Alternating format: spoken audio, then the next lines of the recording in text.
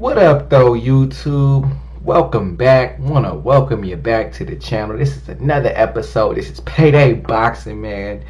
Make sure you like the video, subscribe to the channel, drop me a comment in that little comment section below, because I'm about to take y'all to church. We about to go on ahead and talk that shit, y'all.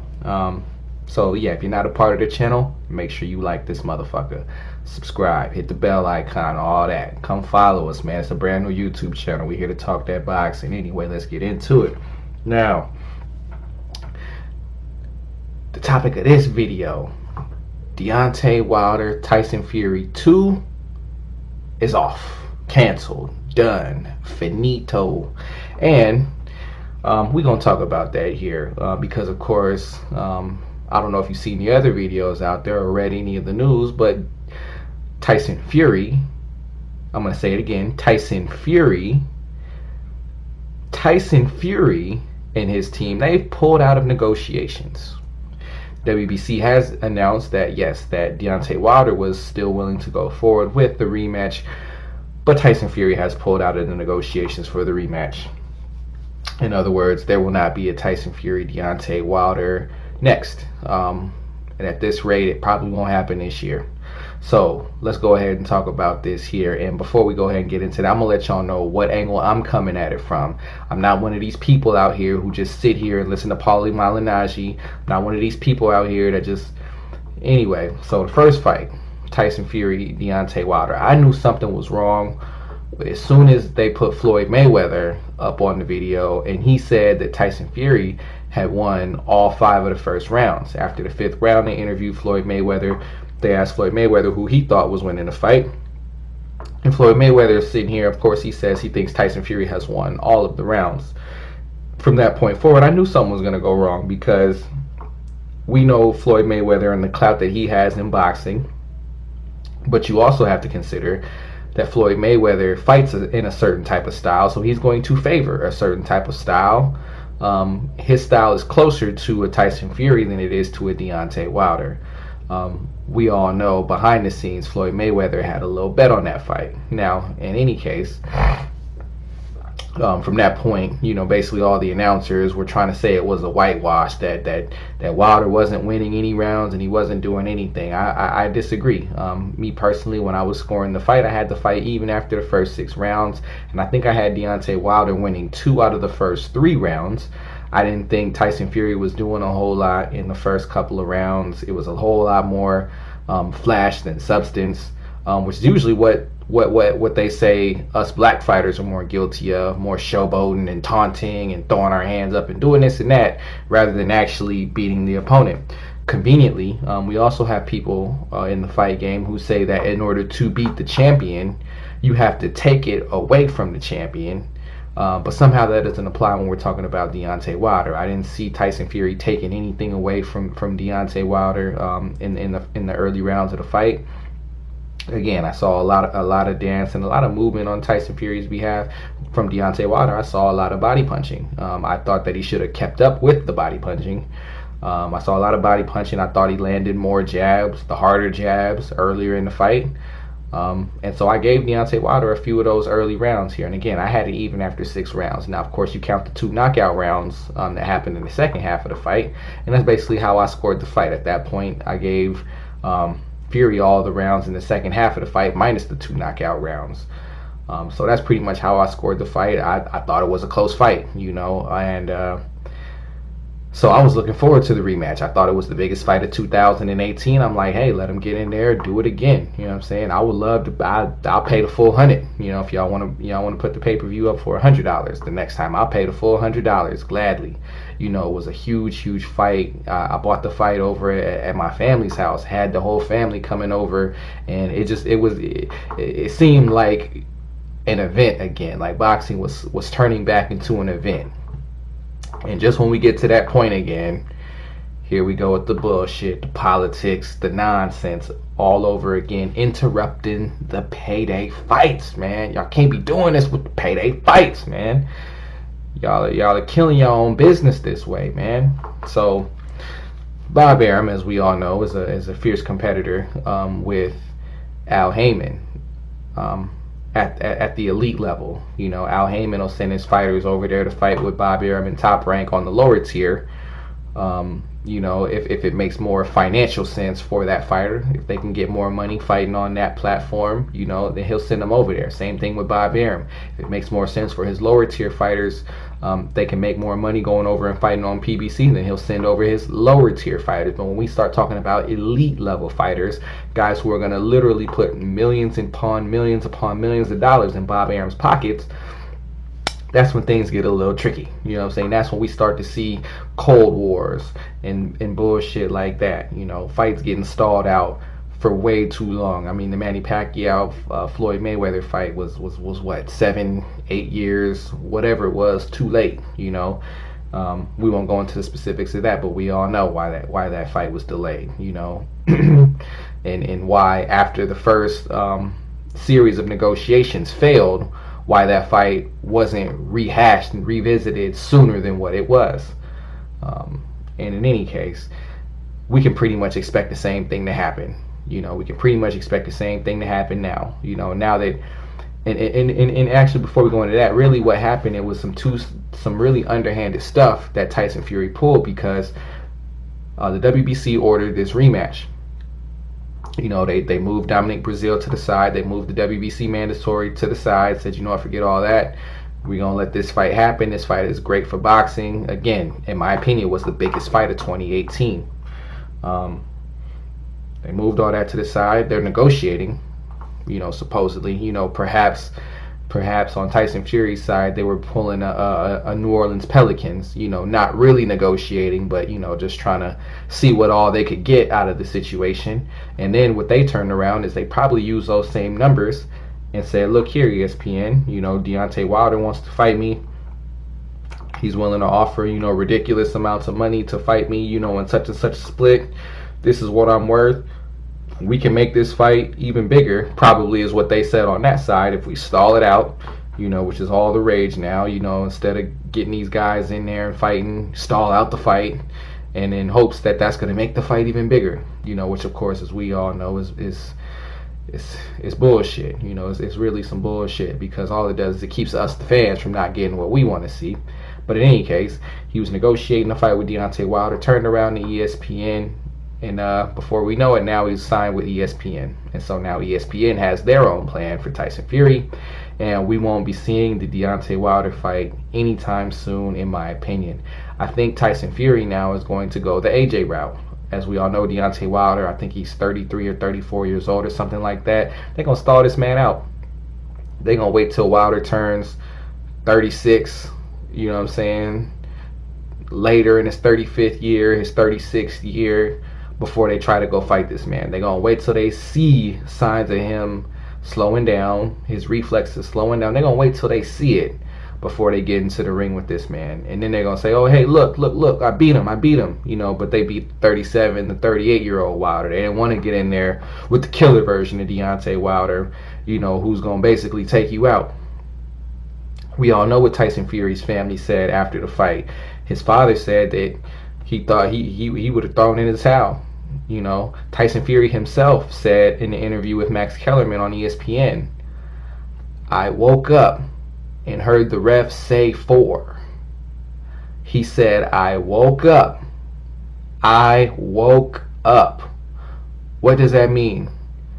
That means the man was knocked out, period. Now, I'm not one of these people that's going to go and say, well, I mean, let's keep it real. If a man says, I woke up in a boxing match, I woke up, that means the man was knocked out. He wasn't there. He was unconscious. He said he didn't feel the punch. So that should tell you all you need to know. He didn't feel the punch. All he remembers is waking up. And the ref is counting. He woke up. You know, any other time they're going to stop that fight. They're going to wave it off. You know, that's neither here nor there. You know, you hear a lot of people saying, oh, Fury got robbed. I thought it was a close fight, to be honest with y'all. I thought it was a close fight. I thought it could have went either way. You know, I had the score that I had, but honestly, the fight was so close, I really thought it could have gone either way. I thought a draw, you know, was a fair decision. It was a real fair decision. And from that, it only seemed right for these guys. If you have pride as a fighter, if you have any pride as a fighter, if you have pride as a man, you ain't satisfied with a draw. It don't matter. It don't matter what it is. I mean, if the final score is a draw, whether you agree or disagree, you can't just say, oh, well, I think I won, and these other people think I won, so that's good enough. So forget the rematch. I'm finna go do something else. You got to get that back. I just would love to see what people would have said about like Floyd Mayweather. If he would have did that to Marcos Maidana. Everyone says he lost to Jose Luis Castillo, or at least the people that really, really hate him says he lost to Jose Luis Castillo. What did he do in both those fights? Immediate rematch. Same thing with Andre Ward. Andre Ward got the decision over Sergey Kovalev. And then what happened? He said, you know what? Y'all didn't think I won? Rematch it. Let's get the rematch. Not later, right now. This guy, he went ahead and he just Tyson Fury, he went and just signed with the whole rival company in the middle of the negotiations in order to duck this man. So at this point, I'm gonna call it what it is. It's a duck move. That's it. I mean, if it looked like a duck, it quacked like a duck. God damn it, it's a duck. And that's exactly what this man Tyson Fury just did. He ducked Deontay Wilder. He's over here now. He's in the same category as AJ. He's ducking this man. He don't want no smoke with this man. And we all know why. We all know why, because for a minute, or at least for 3-4 seconds, his soul flew out of his body. It flew out of his body, and it came back to him. By the grace of God, his soul came back into his body, and he woke up. The ref counted to the number 4. So, and these are Fury's words. These aren't my words. Fury's the one that said it. He said he woke up in the middle of a boxing match. If a dude is out, he woke up from what? He was unconscious. Goddammit. And that's just what it is, man. And after the fight, we know what Tyson Fury said. He said that Deontay Wilder is the most fearsome puncher in boxing history. He didn't say in boxing today. He said in boxing history. These are Tyson Fury's words. So, in my opinion, we know exactly the reason why Tyson Fury's not running again into the ring with Deontay Wilder. He doesn't want to go through that again. He doesn't want to wake up in the middle of the ring all of a sudden, because the next time he wakes up, the ref might be at 8, or the ref might have already counted at 10. We don't know. You fall asleep in the ring and you get back up, you're liable to think anything could happen, especially getting back into the ring with that type of an animal. So, again, this is why Deontay Wilder is one of my favorite fighters in boxing. It's between him and Errol Spence Jr. I'm going to go ahead and just put it out there. You see Deontay Wilder as my avatar because I got a lot of respect for the man. I mean, he represents to me what I feel like boxers should be about. Not necessarily the way his skill. People want to talk about he's not the most technically savvy boxer out there. He's not a Terrence Crawford. But to me, I mean, I love his heart, man. I love the guy's heart. Even though in the middle of that last fight with Tyson Fury, he got overzealous. He really did. You saw him just swinging for the fences, swinging for the fences, swinging for the fences, swinging for the fences. You could tell his corner telling him to set up the punch, but he's still just coming out there swinging for the fences, swinging for the fences, swinging for the fences. And then boom, he connected. You know what I'm saying? And again, Tyson Fury's soul left his body for a little while, and that's what I love about him. His heart, man. His heart, his determination. He's gonna go out there and he's gonna battle hard. He's gonna put his heart on the line. And you know what? I respect that. Also, at the same time, he's going to go after the best fighters. I mean, y'all seen Luis Ortiz. There's a reason why nobody else wants to get in the ring with Luis Ortiz. It's funny because it's a circular logic in boxing. They'll look at a dude and be like, oh, well, he hasn't fought anybody. Well, at the same time, if nobody wants to fight the guy, I mean, can you really blame him for that? That's Luis Ortiz. Ain't nobody trying to get in there with Luis Ortiz. Y'all seen what Joe Joyce's team said. Well, not said. You got to watch how these guys move in boxing. You can't always watch their words, man. You got to watch how these guys move. So even though Tyson Fury said all the right things, how did he move? He moved the hell away from Wilder.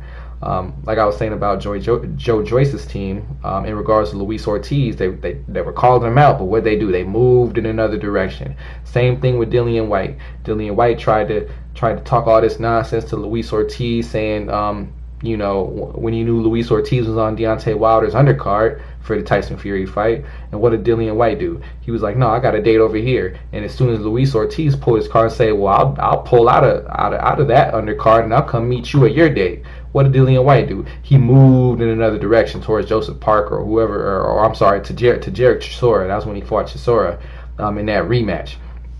You know, so this is what these guys do. You got to watch how these guys move. You can't always watch what they say. You got to watch how they move, man. And to be honest, I don't like the way Tyson Fury's moving.